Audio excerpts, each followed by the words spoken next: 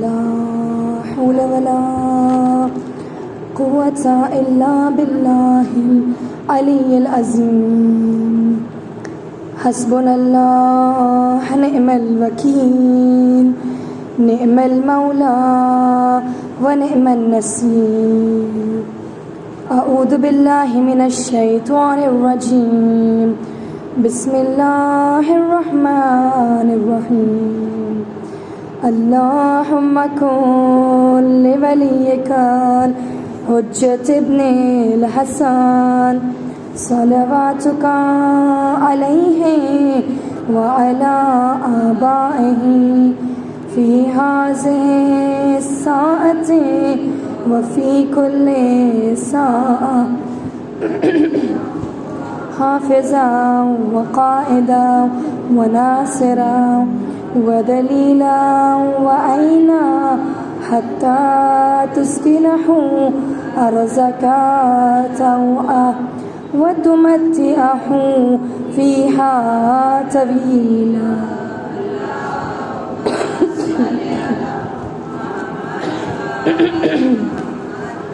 الحمد لله رب العالمين والصلاة والسلام على أشرف الأنبياء والمرسلين خاتم النبيين حبيبنا ونبينا يا أبا القاسم محمد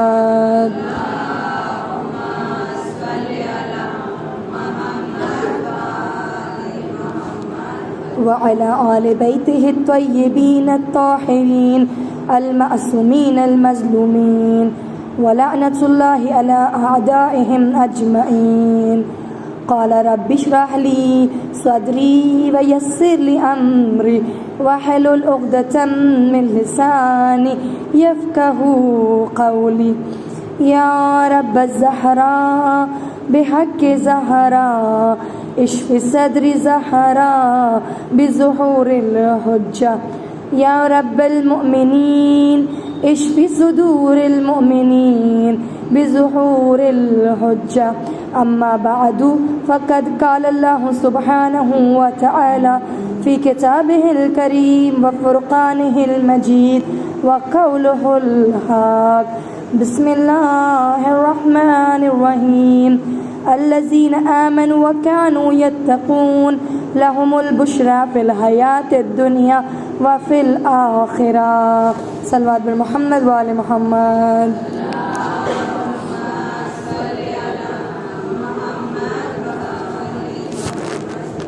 حاضرین مجلس السلام علیکم ورحمۃ اللہ وبرکاتہ.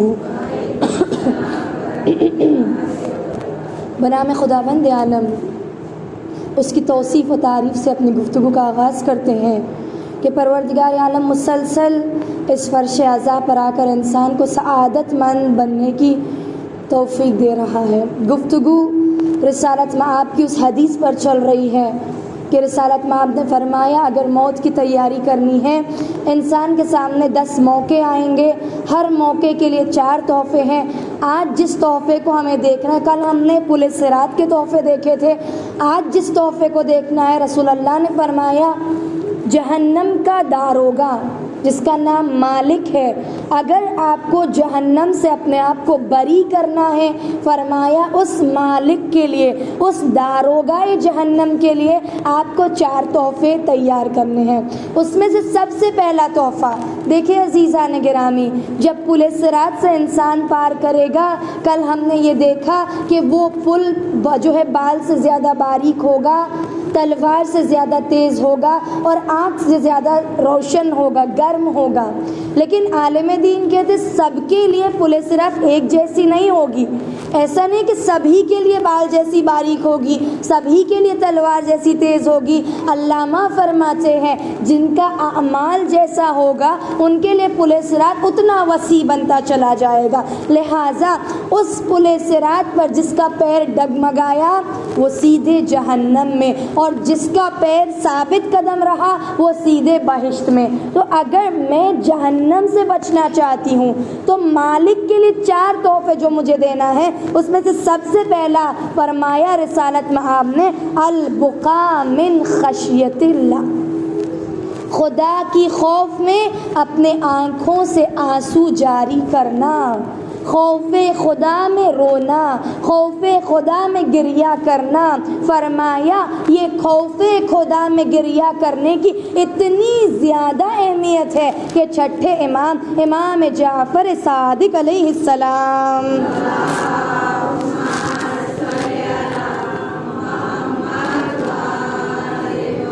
چھٹے امام فرماتے ہیں اس دنیا میں ہر چیز کی گنتی ہو سکتی ہے۔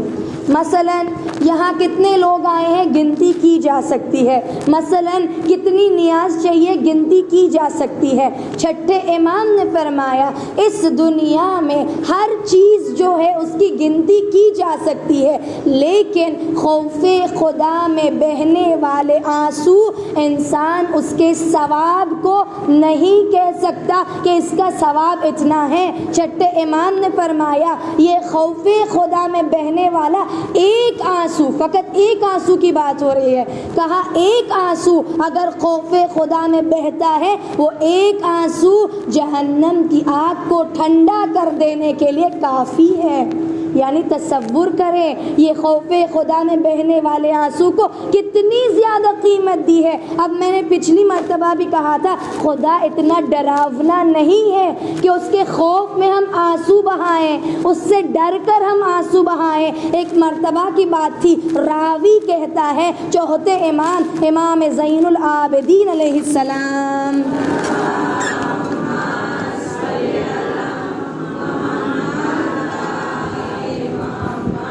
فرماتے کہ مولا حج کا موسم تھا، خانہ کعبہ کے پاس چوتھے امام کھڑے تھے، خدا سے دعائے پروردگارا یہ وبا کو جلد از جلد نیست و نابود فرما تاکہ ہم سب اپنے آپ کو تیرے گھر کے دیدار کے لیے پہنچا سکے۔ چوتھے امام خانہ کعبہ ہے، مولا خانہ کعبہ کے پاس اس کے غلاف کو پکڑ کے راوی کہتا ہے میں نے سنا مولا کی آنکھوں سے اشک جاری تھے، مولا اب استغفار کر رہے ہیں، خدا کی بارگاہ میں رو رہے ہیں۔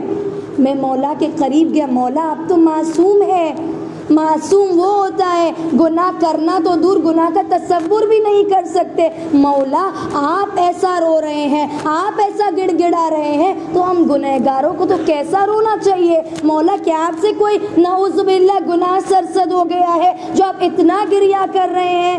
مولا نے کہا نہیں، میں خدا کی بارگاہ میں آنسو بہا کر یہ بتا رہا ہوں کہ اے خدا تیری عبادت کا جو حق تھا وہ حق مجھ سے ادا نہیں ہو سکا۔ تصور کرے کون کہہ رہا ہے؟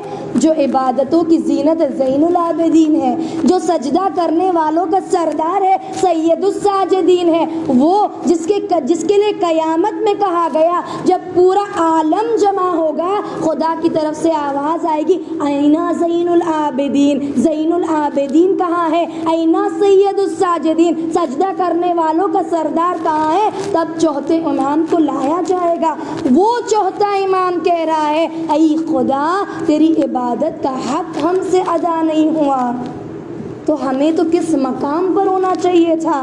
رسالت میں آپ کہتے ہیں قیامت میں ساری آنکھیں گریہ کرے گی لیکن وہ تین آنکھیں قیامت میں گریہ نہیں کرے گی۔ کون سی آنکھیں؟ جس آنکھوں سے خوف خدا میں آنسو بہتے ہیں، وہ آنکھ جو نامحرم کو دیکھ کر اپنی نظریں جھکا دیتی ہے، اور وہ تیسری آنکھ جو خدا کی عبادت میں رات بھر جاگتی ہے۔ مولا نے فرمایا وہ آنکھ قیامت میں نہیں روئے گی۔ اور فاطمہ زہرا کے سامنے مولا نے کہا تھا اے فاطمہ جو بھی نام حسین پر اپنے آنکھوں سے اشک بہائے گا ساری آنکھیں قیامت میں روئے گی، لیکن اشک عزا بہانے والی آنکھیں قیامت میں نہیں روئے گی۔ لہٰذا سب سے پہلا تحفہ جو ہمیں قیامت کے لیے نار جہنم کے بچنے کے لیے کرنا ہے وہ خوف خدا میں رونا۔ ہم اپنی ذات کو دیکھیں، خدا تو نے ہمیں اتنا سب کچھ دیا لیکن ہم تجھے کچھ نہ دے پائے، تو نے ہمیں اتنا کچھ دیا ہم عبادت کا حق ادا نہیں کر سکے۔ مولا امیر المؤمنین علی ابن ابی طالب علیہ السلام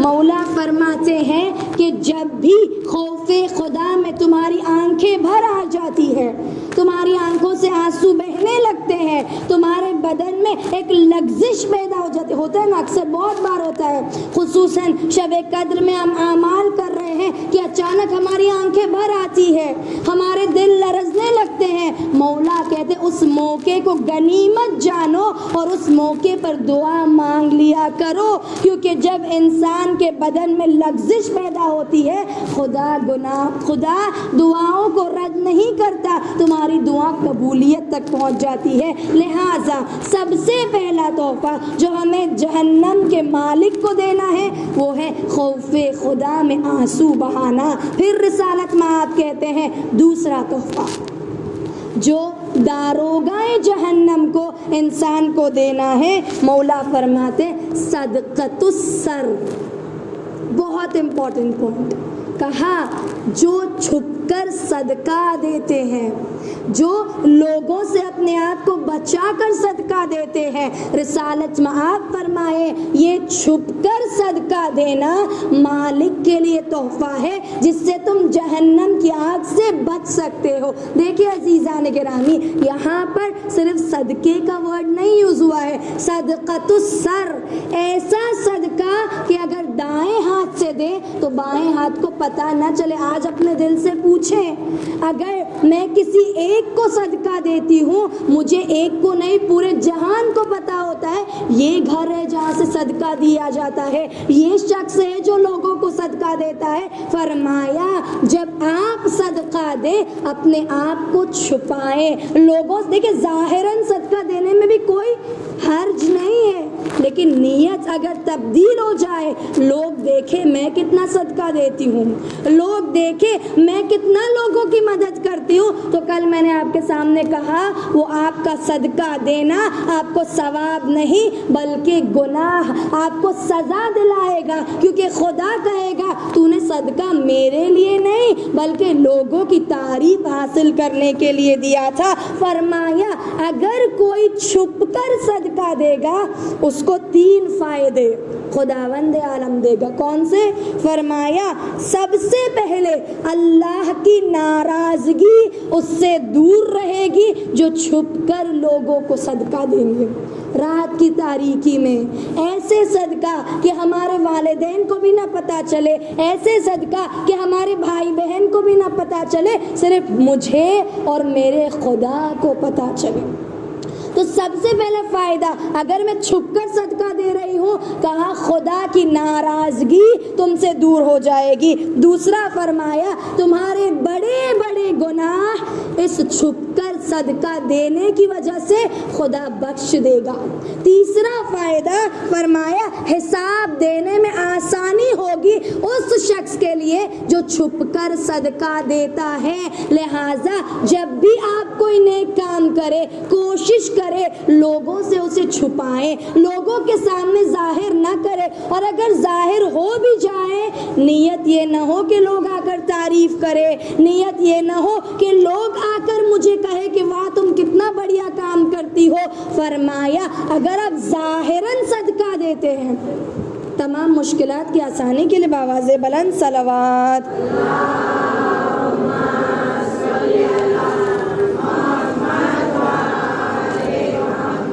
فرمایا اگر ظاہراً لوگوں کے سامنے بھی صدقہ دیتے ہیں تو ایسا نہیں کہ خدا اس کی جزا نہیں دے گا، بالکل دے گا، لیکن نیت تبدیل نہیں ہونی چاہیے۔ فرمایا اگر آپ ظاہراً لوگوں کے سامنے صدقہ دیں گے تو خدا آپ کے مال میں بھی اضافہ کرے گا اور آپ کی عمر میں بھی اضافہ ہوگا۔ اسی لیے تو کہا گیا ہے نا کہ صدقہ تمام بلاؤں کو ٹالنے کا ایک بہترین ذریعہ ہے۔ صدقہ وہ ذریعہ ہے جس کے ذریعے آپ اپنے رزق میں وسعت حاصل کر سکتے ہیں۔ لہٰذا وہ دوسرا تحفہ جو انسان کو مالک جہنم کے لیے دینا ہے وہ ہے چھپ کر صدقہ دینا۔ کل آپ نے چوتھے امام کا وہ واقعہ سنا کہ مولا اپنے کاندھوں پر لے کر پورے مدینے میں کھانا بانٹا کرتے تھے، لیکن کبھی بھی اپنی زندگی میں لوگوں کو سامنے یہ نہ بتایا کہ اگر میں نہ ہوتا تو تمہارے گھر کھانا نہ آتا۔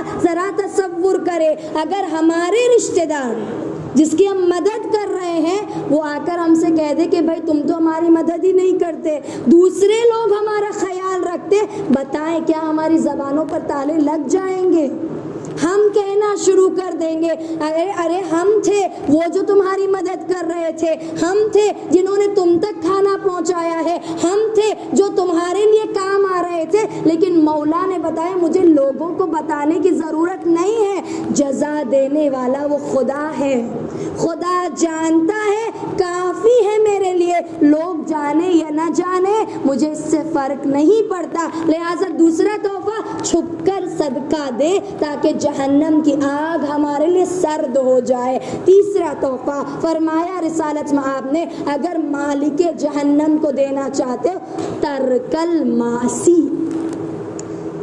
بہت زیادہ امپورٹنٹ۔ ہم عزادار ہیں، ہم مولا کے ماننے والے ہیں، لیکن مولا فرماتے ہیں اگر جہنم سے اپنے آپ کو آزاد کرنا ہے اپنے گناہوں کو ترک کرو، اپنے گناہوں کو چھوڑ دو۔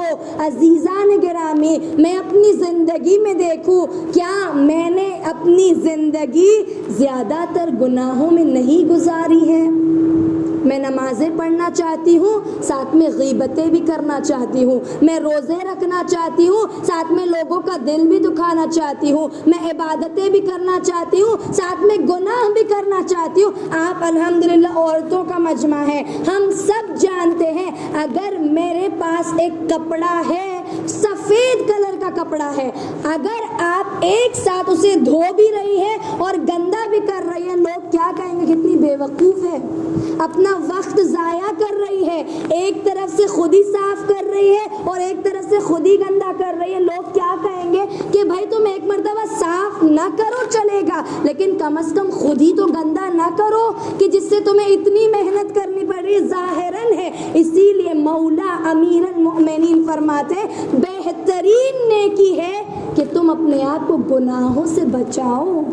مولا کیا کہتے ہیں؟ مجھے تعجب ہے انسانوں پر کہ جب اس کے سامنے گرم گرم کھانا لایا جاتا ہے انسان اس گرم کھانے میں ہاتھ نہیں ڈالتا، اس گرم کھانے کو اپنے حلق میں نہیں اتارتا۔ کیوں؟ کیونکہ وہ گرم کھانا ہاتھ کو نقصان پہنچائے گا، گرم کھانے سے میرا حلق جل جائے گا۔ مولا کہتے ہیں کھانے کا گرم ہونا تم اسے چھوتے نہیں ہو، جبکہ یہ آگ قیامت کی آگ سے بہت زیادہ ٹھنڈی ہے، یہ آگ جہنم کی آگ سے بہت زیادہ سرد ہے۔ مولا کہتے ہیں مجھے تعجب ہے تم گرم کھانے کو اپنے بدن میں ایذا نہ پہنچے اس لیے ٹچ بھی نہیں کرتے، لیکن گناہ کے بارے میں کبھی سوچا ہے؟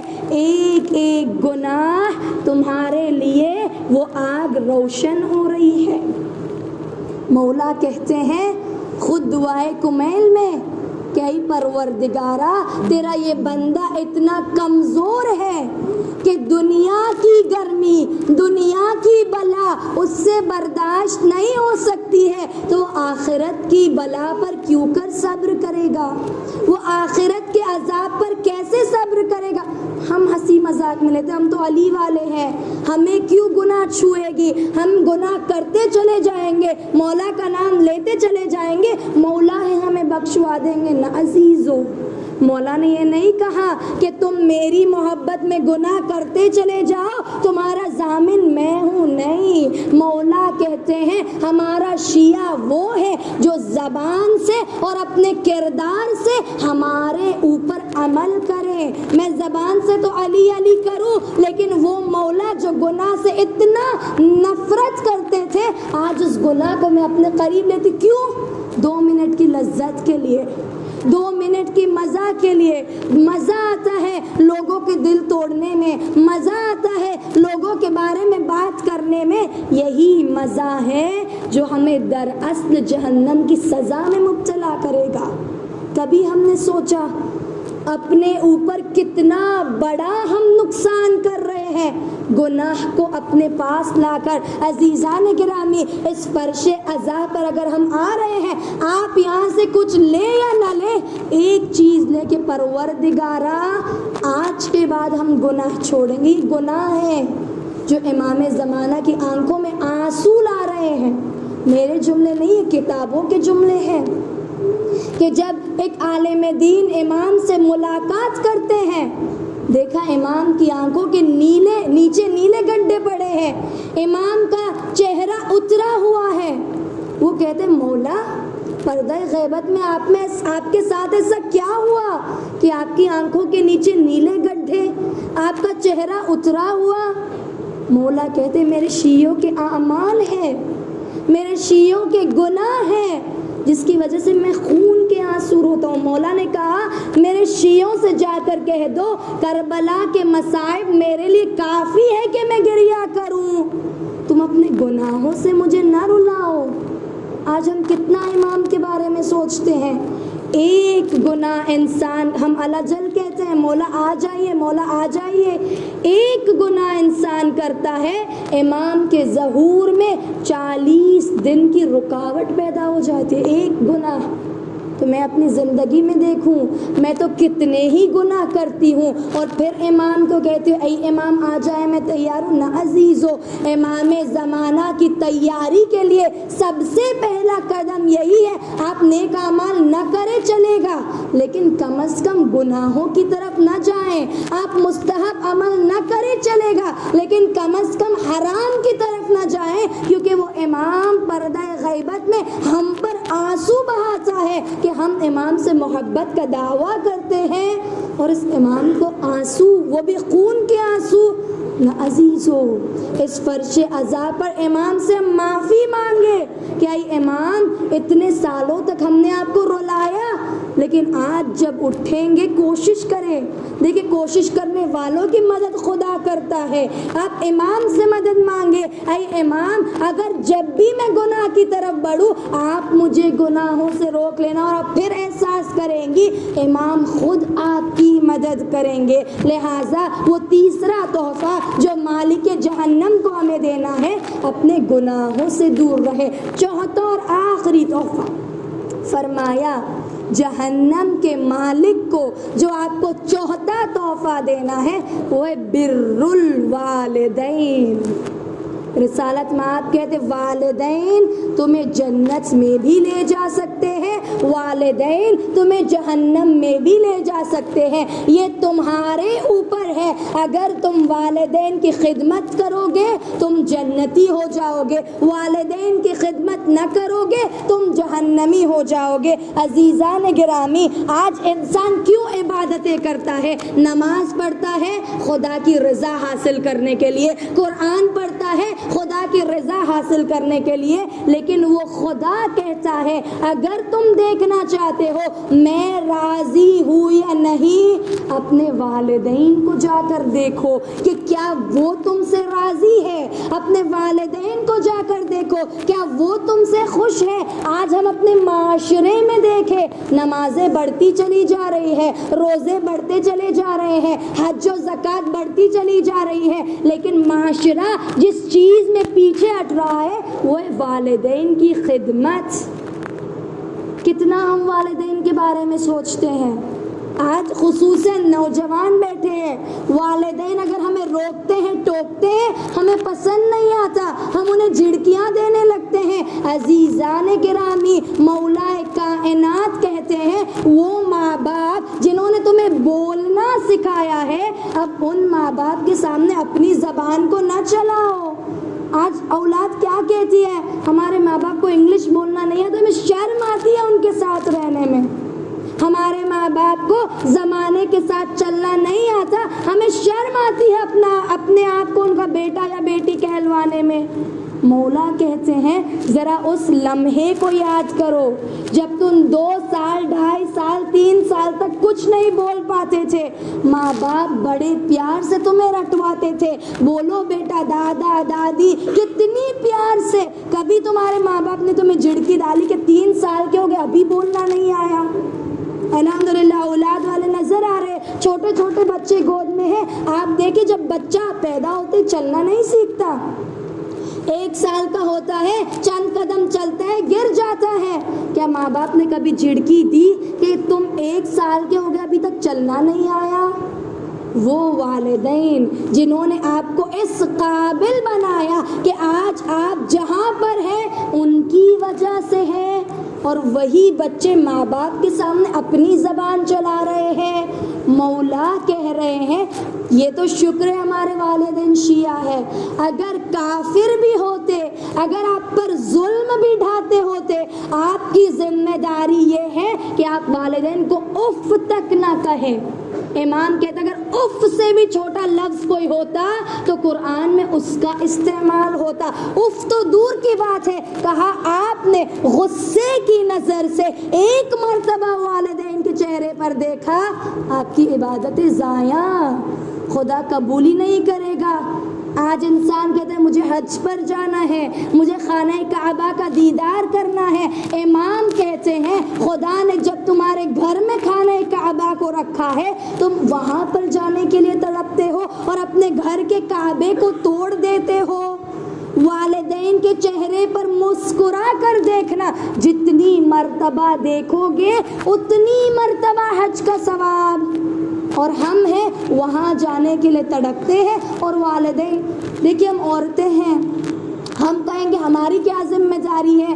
آپ کی بھی ذمہ داری ہے، خصوصاً ہماری یہ ذمہ داری ہے کم از کم ہم اپنے شوہر کو ان کے والدین سے جدا نہ کریں، ہم اپنے شوہر کو ان کے والدین سے خفا نہ کریں۔ اگر آپ نے اپنے شوہر اور ان کے والدین کے بیچ میں درار کا باعث بنے ہیں تو یاد رکھیں آپ کے شوہر کی دنیا بھی خراب اور آخرت بھی خراب۔ اور جتنی بھی مائیں یہاں پر بیٹھی ہے، کبھی اپنے اولاد سے ناراض نہ ہوئیے گا۔ بے شک وہ دل توڑیں گے، بے شک وہ دل دکھائیں گے، لیکن آپ اپنے دل کو بڑا رکھیں، کیونکہ آپ کی ناراضگی آپ کے بیٹے یا بیٹی کی زندگی بھی برباد کر سکتی ہے اور آخرت بھی برباد کر سکتی ہے۔ بس عزاداران مظلوم کربلا، یہ والدین ہیں جنہوں نے ہمیں فرش عزا پر آنا سکھایا ہے، یہ والدین ہیں جنہوں نے ہمیں یا حسین کہہ کے اپنے آنکھوں سے آنسو بہانا سکھایا ہے۔ جن کے والدین زندہ ہے خدا ان کو شاد و آباد رکھے، لیکن جن کے والدین زندہ نہیں ہیں ان کی بڑی ذمہ داری بنتی ہے کہ وہ اپنے مرحوم والدین کے لیے کچھ نہ کچھ کرے، کیونکہ مرحوم والدین محتاج ہوتے ہیں، مرحوم والدین مجبور ہوتے ہیں۔ زندہ والدین تو اپنی حاجتیں بیان کر دیتے ہیں، لیکن مرحوم والدین نہیں کہہ سکتے کہ ہماری قبر میں یہ ساری چیزیں ہیں۔ بس عزاداران مظلوم کربلا، اگر والدین کے لیے ہم کچھ کرنا چاہتے ہیں، عالم دین کہتے ہیں حسین کے نام پر آنسو بہاؤ اور والدین کو ہدیہ کر دو، تمہارے والدین کی قبر نورانی ہو جائے گی، تمہارے والدین کی قبر میں آسانی ہی آسانی ہو جائے گی۔ ہاں عزاداران مظلوم کربلا، اسی لیے امام کہتے ہیں جب تمہیں مصائب میں رونا نہیں آتا نا، اپنے مرے ہوئے ماں باپ کو تم یاد کرو، اپنی مری ہوئی ماں کو تم یاد کرو، تمہاری آنکھیں خود بخود اشک بار ہو جائے گی۔ آج ہمیں اس ماں کو پرسا دینا ہے۔ ام لیلہ کے مصائب ام لیلہ کے ساتھ، ام رباب کے مصائب ام رباب کے ساتھ، لیکن فروا کا غم بہت زیادہ بڑا ہے۔ ام لیلہ کربلا میں آئی، مانگ سلامت تھی اور کڑیل جوان ساتھ تھا۔ رباب میدان میں آئی، مانگ سلامت تھی اور جو ہے علی اصغر و سکینہ ساتھ تھے، لیکن سلام ہو ام فروا پر، 12 برس سے جو بیوہ فروا ہے، آپ اپنے دلوں پر ہاتھ رکھ کر کہے جب عورت نوجوانی میں بیوہ ہو جاتی ہے اور صاحب اولاد ہوتی ہے، اب اس بیوہ کا ایک ہی آسرا ہوتا ہے، میرے بچے کے سہارے میں زندہ رہ لوں گی، اس کے سہارے زندگی بسر کر لوں گی، لیکن سلام ہو ام فروا پر جس نے 28 صفر کو شوہر کے کلیجے کے ٹکڑے دیکھے تھے۔ حسن نے وصیت اے فروا میرے قاسم کا جب مشکل دور آئے یہ تعویذ کھول لینا، ماؤں کا مجمع ہے، ہم تعویذ کب بناتے ہیں؟ جب بچوں کی زندگی مانگتے ہیں، لیکن فروا نے تعویذ کب کھولا؟ جب قاسم کو موت کی طرف بھیجنا تھا۔ اجرکم علی الزہرا عزادارو، شب عاشور مولا کے خیمے میں قاسم ہے، کہتے ہیں اے چچا کیا میرا نام بھی شہیدوں میں شامل ہے؟ حسین کہتے ہیں اے قاسم تیرا بھی نام ہے اور تیرے بھائی اصغر کا نام بھی ہے۔ یہ سننا تھا، قاسم گھبرا گئے، اے چچا کیا یہ فوج خیمے کے اندر آ جائے گی؟ بس صبح عاشور نمودار ہوئی، قاسم بار بار آتے ہیں، چچا مرنے کی اجازت دے دے، چچا میدان میں جانے کی اجازت دے دے۔ چچا کہتے قاسم تم تو میرے بھائی کی نشانی ہو، قاسم میں تمہیں اجازت نہیں دے سکتا۔ بچہ ماں کے پاس آتا ہے، کہتا ہے چچا اجازت نہیں دیتے۔ فروا نے بازو کا تعویذ کھولا، حسین کے سامنے پیش کیا، بھیا کی تحریر دیکھی۔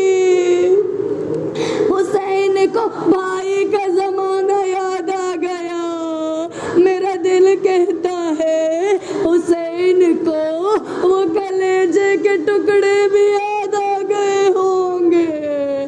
قاسم اتنے چھوٹے تھے، گھوڑے پر خود سے سوار نہ ہو پائے، گود میں اٹھایا، قاسم کو بٹھایا، سر پہ حسن کا امامہ باندھا اور گریبان کو چاک کر دیا کہ شاید فوج یتیم سمجھ کر رحم کر دیں گے۔ بس عزادارو اولاد والے بیٹھے ہیں، جب بچہ جوان ہوتا ہے نا، ماؤں کے ارمان بھی جوان ہوتے ہیں۔ ام فروا کا یہی ارمان تھا، میرے قاسم کے سر پر صحرا باندھوں گی، اس کے لیے چاند سے دلہن لاؤں گی۔ قاسم میدان میں گئے، عمر سعد نے کہا یہ علی کا پوتا ہے، لشکر کو گھیر میں لے لو، ایک قاسم ہزاروں کا لشکر، کوئی تیر مارتا ہے، کوئی تلوار لگاتا ہے۔ قاسم زمین پر آئے، آواز دی چچا مدد کو آؤ۔ ہر شہید جب گرتا تھا نا ایک مرتبہ آواز دیتا تھا، لیکن قاسم بار بار کہتے ہیں چچا مدد کو، چچا مدد کو۔ حسین گئے، فوج میں بھگدڑ مچی، ادھر کے گھوڑے ادھر ہوئے، ادھر کے گھوڑے ادھر ہوئے، فروا کا نازنین ٹکڑوں میں بٹ گیا۔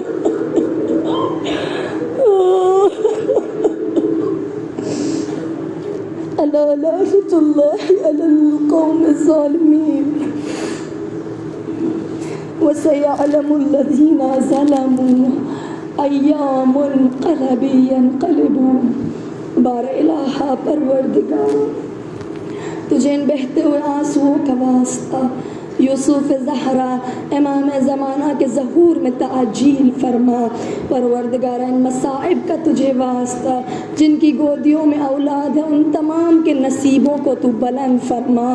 پروردگارہ جو اولاد کی تمنا رکھتے ہیں انہیں اس مصائب کا واسطہ تو جلد از جلد اولاد نگینہ عنایت فرما۔